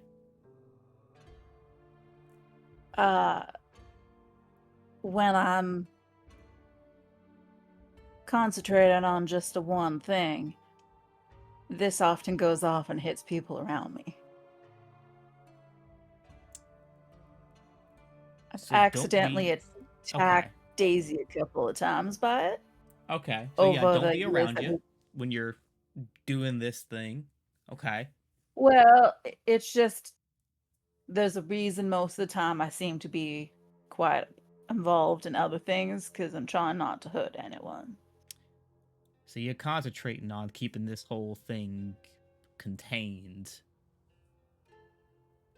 Yeah. Okay. I was wondering if you remember that angel we met? Because I figured he's the only person that I could, like, fully let go of myself, possibly not be okay if he felt this and it got hurt. I was just wondering if you, like, remembered his name or something. He didn't have a name. We gave him a name. You don't know how to get in contact with him? No, he just flew off, if I remember right. Mm. Although we have a celestial here in the camp with us. I asked him about them, but he does. There's just a lot of them, and unless it's specifically to his parental units grouping, he can't really distinguish any of them. Well, no, I mean more you could just sleep with him.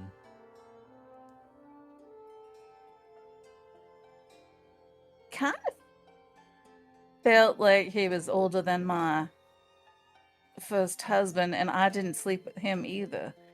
That felt just a little icky, like parental sleeping, like someone who wants to sleep with their parent. From what I've Just seen of things like this, they kind of pick how they look.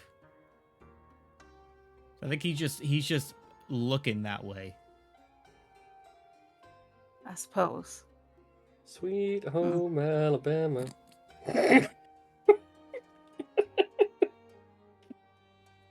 Kitty takes one more look at you and she goes, ah.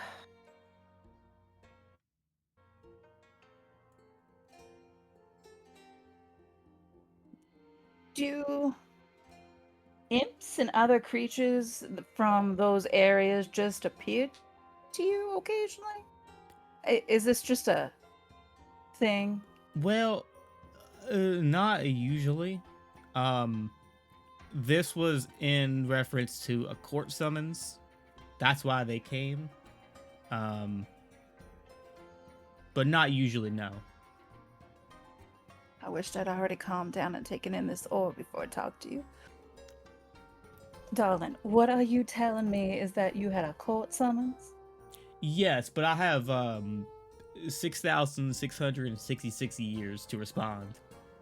And my litigator Darling, is looking into other options. Darling, I think there's some things that you probably need to sit down with us all and help us understand. Because I really do see that you need some tea. And definitely need to sit down with us all and go through some information with us. Like exactly why would you have a contract and need a lawyer? And I step right up to you. Now, darling, you're going to tell us why, right? You're going to tell us everything that's going on so we can help you. Because Look, I called Daysi a rose for a couple different reasons. And one of them is she's got some pretty large thorns. And it took me a while to calm her down the first time I met. And you, my darling, you definitely have some details you're going to need to give us. How about we start with you sit down and you show us or tell us about this contract, and then whenever the rest decide to come back. How about we start with this? You just read over this, and I hand over Daisy's letter. This is a letter that Daysi got earlier. She didn't want to share it with anyone, but I feel you should see it. And then she ran off in that direction after she read it. Mail! It was my mail! My man! You left it here. I didn't open someone else's mail. The mail was already opened. This is why I don't like being serious. This is why the last time I was this serious, my husband was killed. And I bring out all the pieces of paper and I read them.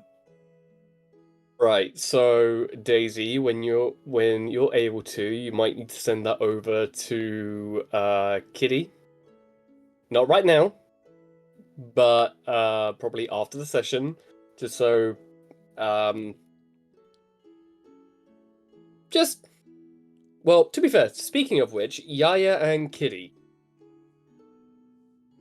We cut away Yep, as they're Yaya and reading Daisy.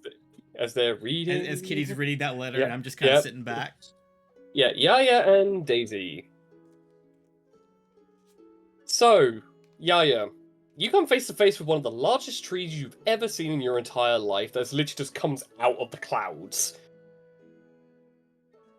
It, for lack of a better term, it's massive. Like, it reaches, like, some of the mid-range mountains. It's very large. And you see that Daisy is about to walk in. Do you join her on the ground floor? Yaya sort of floats down next to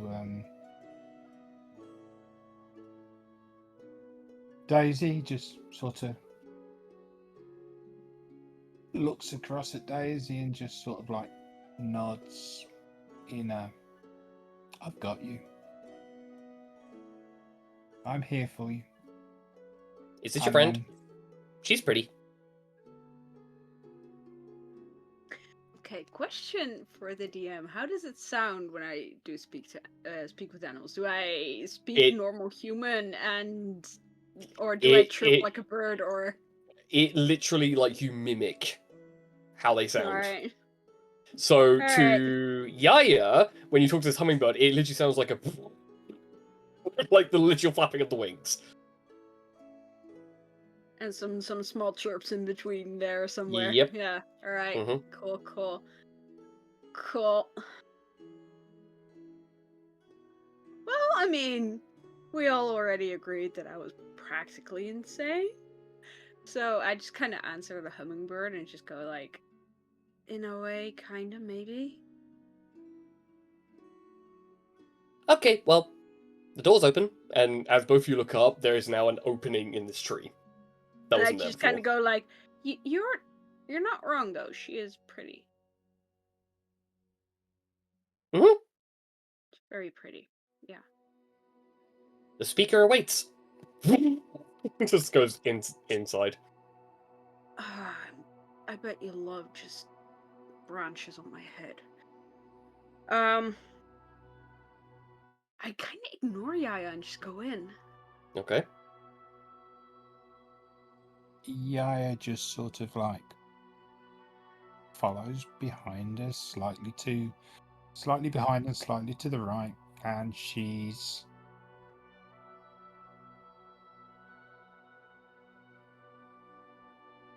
sort of like floating in the air rather than walking. She's just sort of like about 6 or 7 inches above the ground, just like quietly flying, thinking there's a sort of like slightly perverse part of her thinking it'll probably wind Daisy up a little more, but the fact that she's floating behind her, like, oh no! Just the fact that you're here is the worst bit, actually.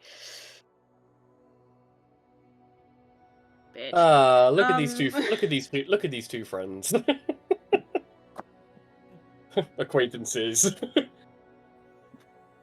So you both walk and float in, and inside it is crystal. There's crystalline structures all up the center spine of this tree. It's actually hollowed out, and you are just seeing bird nests, dens for animals, leaves of various plants that are native to the species of this tree or the forest at large. There are root systems underneath you that are almost like leveled enough that you can walk on them. And as you walk across, Daisy, as you take a step, you look down and there's almost like a bioluminescent ripple that goes out and then goes up the tree. that then lights up all these crystals, and you realize that they are actually the equivalent of torches. And rotating down, you see a naturally formed spiral staircase.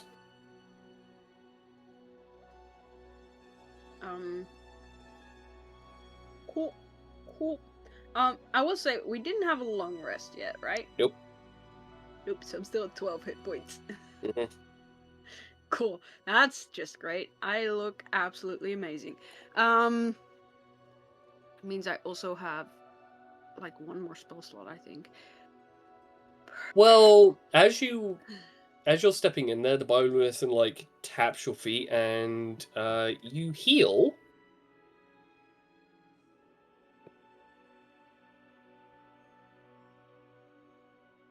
"25 hit points." Wee! Sheesh. Yaya, have you taken damage at all? Afraid not. Okay. Well, you gain 25 temporary hit points in that case. Is that to replace the 10 or is it on top of the 10? That's to replace the 10, unfortunately.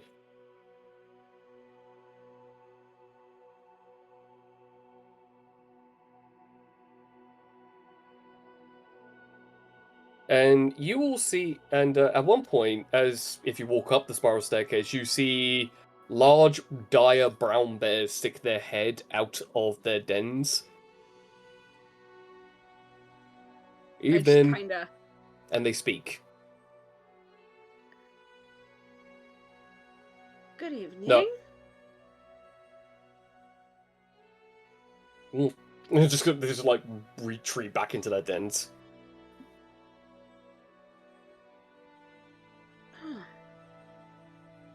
Wish I could do that. Well, they seem to be awakened animals. I just very carefully walk to try to make sure I'm not accidentally stepping on a snake or something, invoke the wrath of Stithis, even though Stithis hasn't been born yet. Well, you hear the excuse me, as a talking anaconda like slithers past your foot. Green or yellow? Green. Oh shit.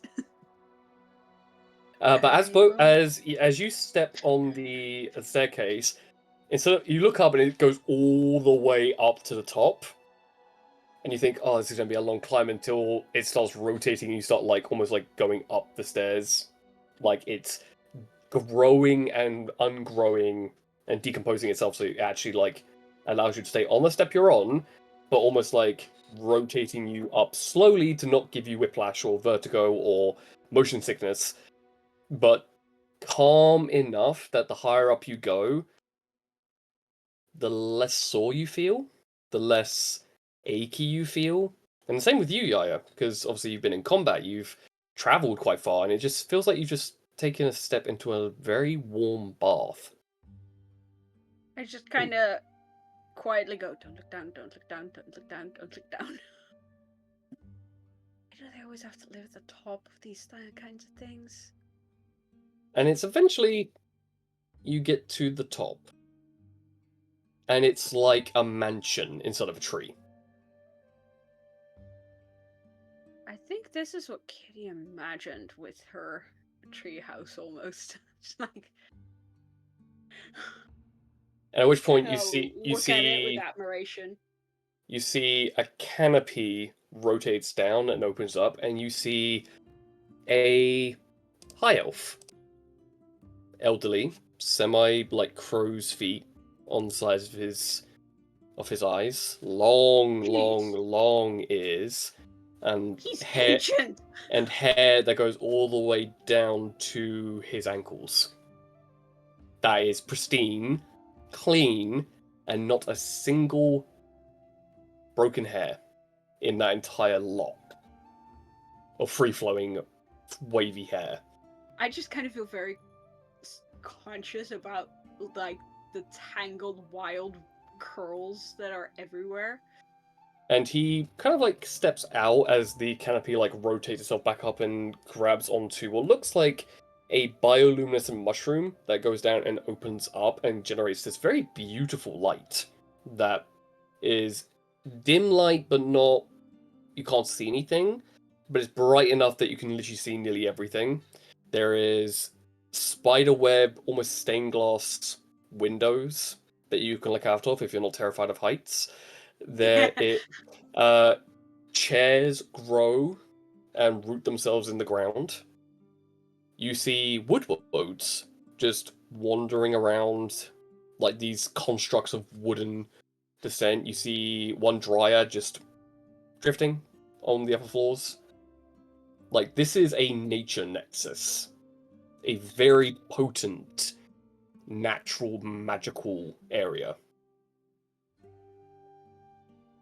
Even you, Yaya, can feel the immense, magical, natural energies that is irradiating off this place. Welcome. His tone, I can't do it, unfortunately, but it's a very slow and kind tone for a high elf, no less. Like, he doesn't sound condescending, he doesn't sound over the top, he doesn't sound ostentatious or noble. He just sounds calm, down to earth, and very present. Good evening. Welcome to you both. I was not expecting extra company, but it's okay. I shall... And he does that, and a pewter, like, very nice ornate pewter mug just goes down onto the coffee table. I did make extra for the odd occasion. It's not every day we see one of the moon traveling. You seem to be well informed. Well, and looks over at a very familiar grey squirrel that you saw when you came out of the mouth of the of the mountain sides. I think I said good afternoon to you when we came out of the mountains. Yeah, hi. Sorry about that. I was doing routine inspections. Bear in mind, he's talking in common.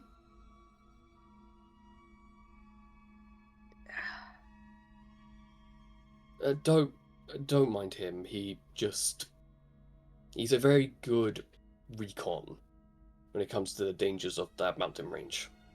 Yes. I am very sorry that I might have accidentally made a tree lose some of its fruit. Oh no, I kind of was on purpose, I'll not lie. Trees grow and regrow and die and wither and grow back again in saplings. It happens. Such is the way of things. I was a little frustrated. So do we all at some points. Alright, Oh, my apologies. My name is Aldrich.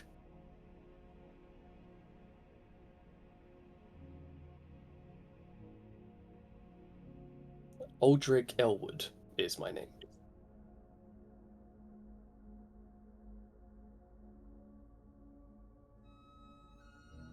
Welcome to the Elwood Manor. This is my home, and you are my guests. Please. And he gestures for you both to sit in the very comfortable-looking fur pelt and wooden chairs. And he's actually waiting for you both to sit down before he takes a seat.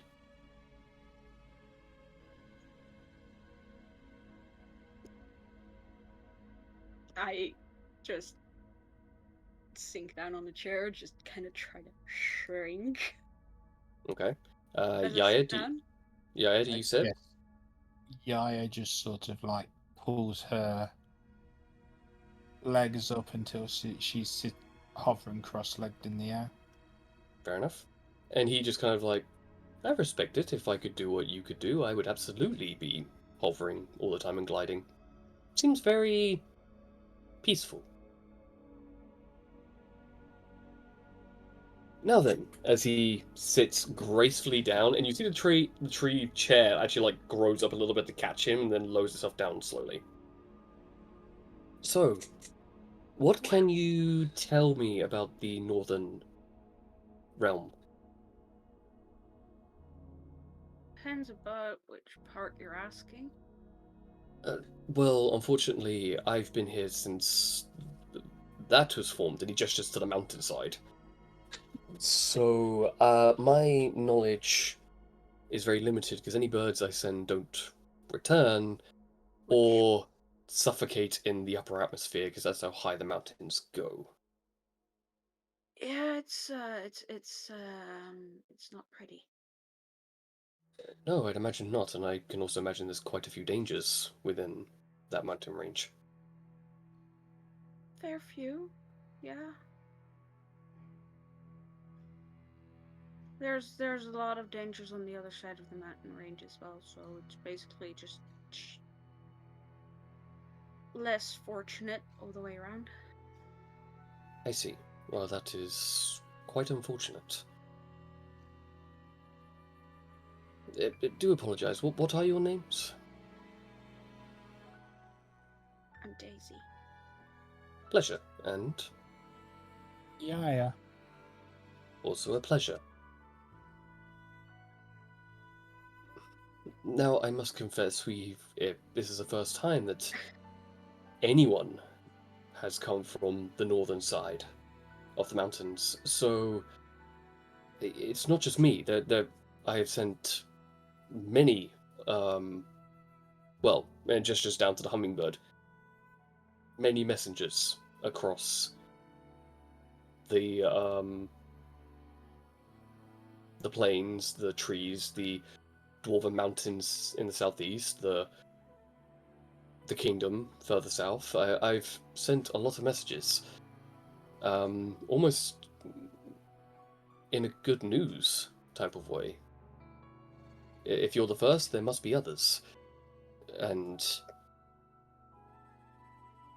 at least that's the hope after so much devastation. I mean,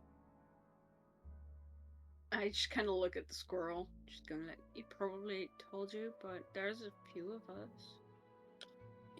Yes, I am aware that there is quite a number of you, and that leads quite a bit of an excitement to it. At least for me, it's been quite a while since humanoids have come through the mountains, and additionally, on top of that, so much has changed. It's nice to see some normality, there's some normality in the most light sense possible. I don't think there's another term for it.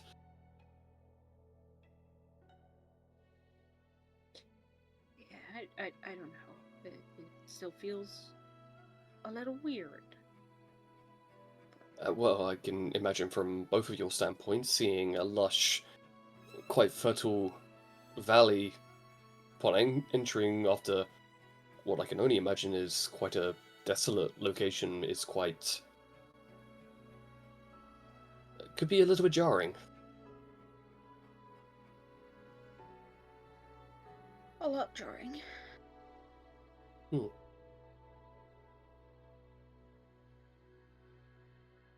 I just see a message come in, like, I know the name. I'm like, what? Oh no. So, pray tell, why come south? Because north is not great.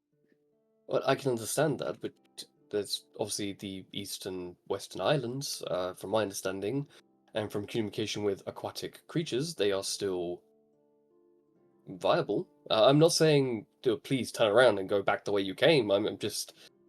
We just, I mean, if you were to say that, I would understand. I can understand you I not wanting trouble, but, no, I just kind of sought advice from, like, some celestial things or something. I don't really know how it works actually. And they said that south was the most viable option, so south Ah, we went. the gift of portent. That's a very, very good skill. But Yeah. I'm sure well, the future is always in flux. It is never set in stone. It's like the branches of a tree. It grows in various different ways.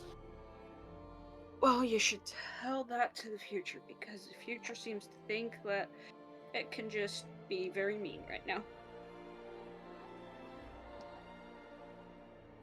The future, much like life, is not good or bad. It's just what you do with it.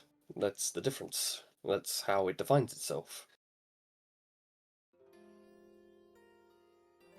Right now, Yeah. I kind of think I'm not gonna be looking at the future again anytime soon. Well, that's perfectly fine. I mean, that's fair. But then again, who am I to question someone's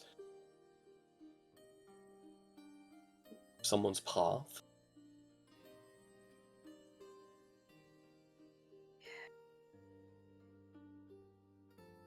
Now then, forgive me for being a little bit forward and blunt, but natural user and arcane user, if I'm not mistaken.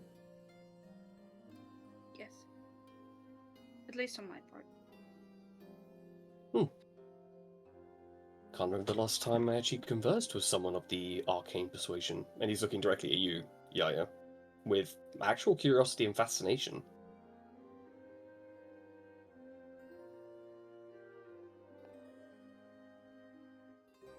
We exist still. I'm glad to hear it. It's a very fine art to understand the fabric of the interlace. I can only speak from my own experiences as with land. It takes.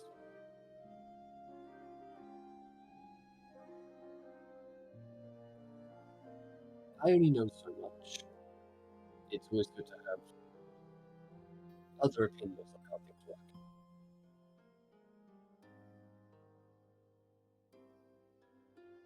So it's nice to know that the craft is still alive and well.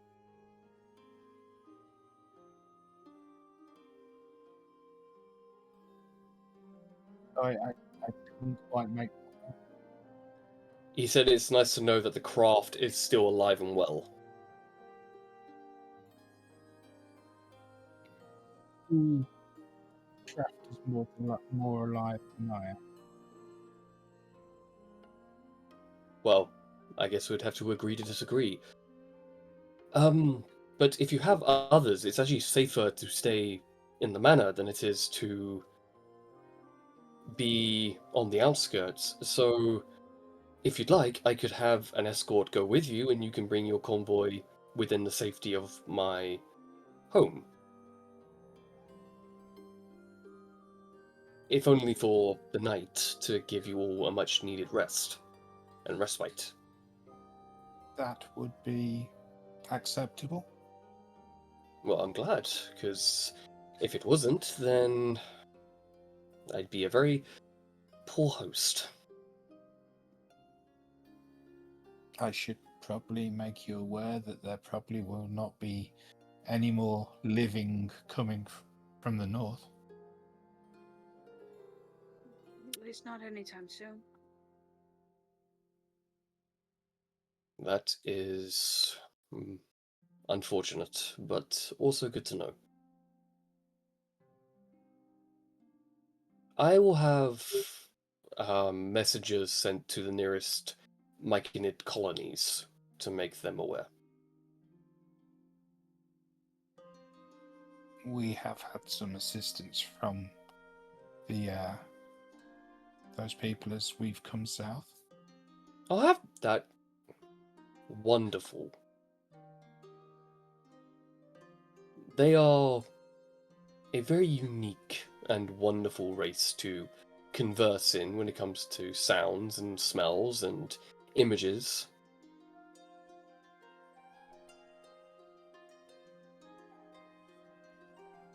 are unique, that is for sure.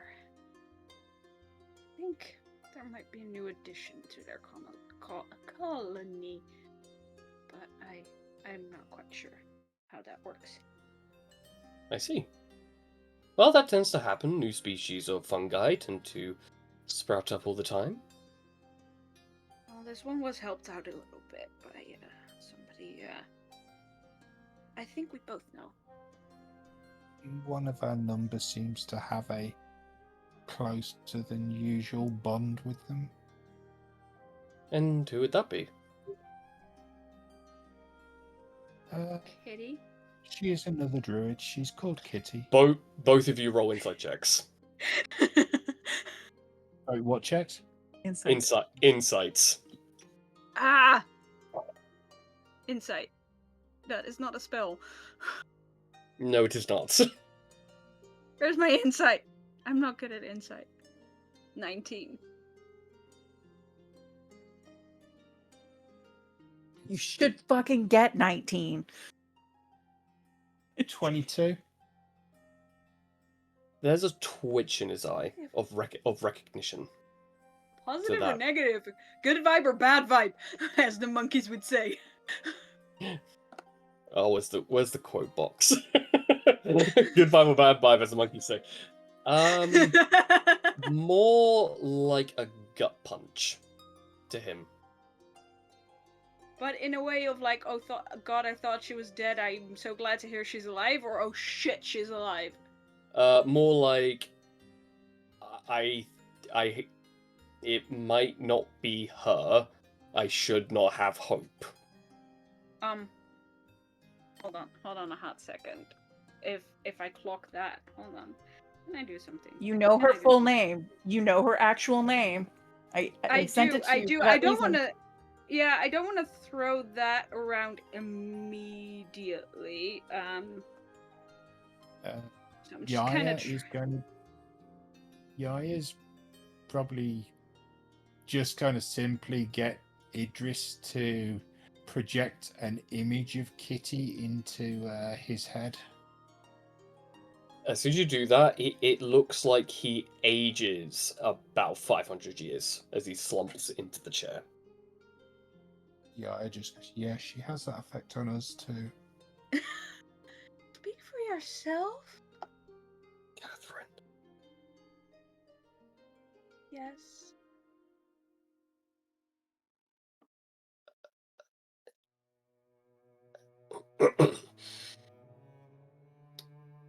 I will personally escort you back to your group.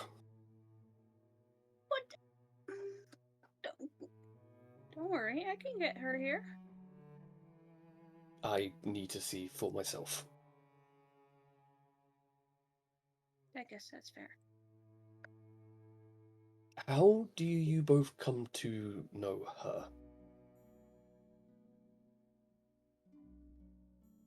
Mine's a long story. Maybe I should go first. That story is a little less long, I think. Yeah. I met her because she was a friend and companion of Daysi. I see. And you kind of fell through the roof of our tent, almost.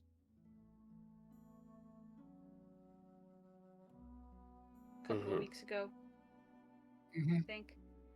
Time's weird right now. It's hard to keep track, but I think it's a couple of weeks ago that, yeah, I just kind of fell through the roof of... He stands up. He stands up. He walks over to a wardrobe, grabs a staff, walks over to a tree. Well, will you accompany me, please? Yeah, I guess. Wonderful. And he immediately casts tree stride, and the tree in front of him opens. 6 seconds. Cool. As you go in, and he follows. As Kitty. Yeah. The tree nearest to your tent opens.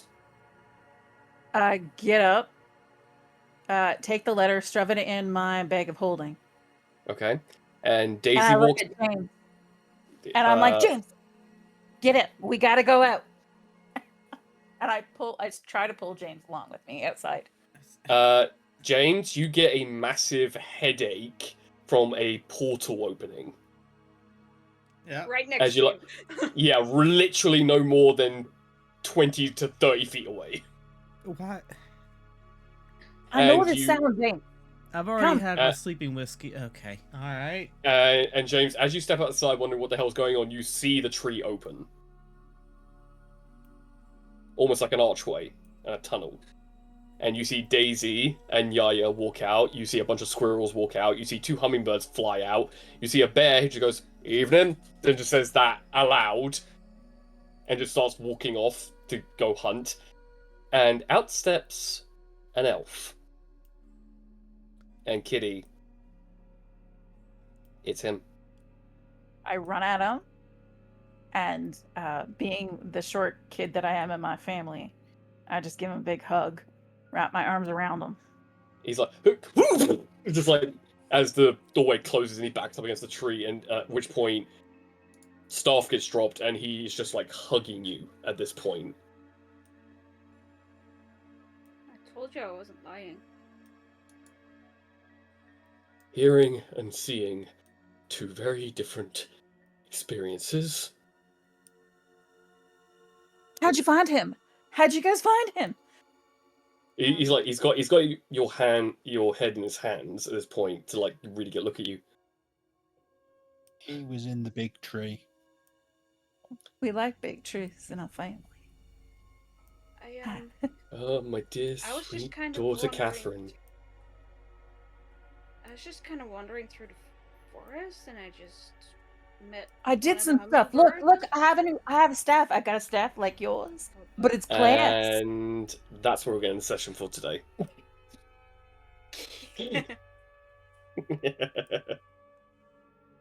Right at the reunion. Yep. I thought that was appropriate because also I'm starting to like... This t-shirt is starting to weigh twice its size in fabric. Because it's very humid. It's very, very humid. Yeah, I see. It is quite humid, yeah. Yeah. But yeah, I figured a nice, light, perfectly light session.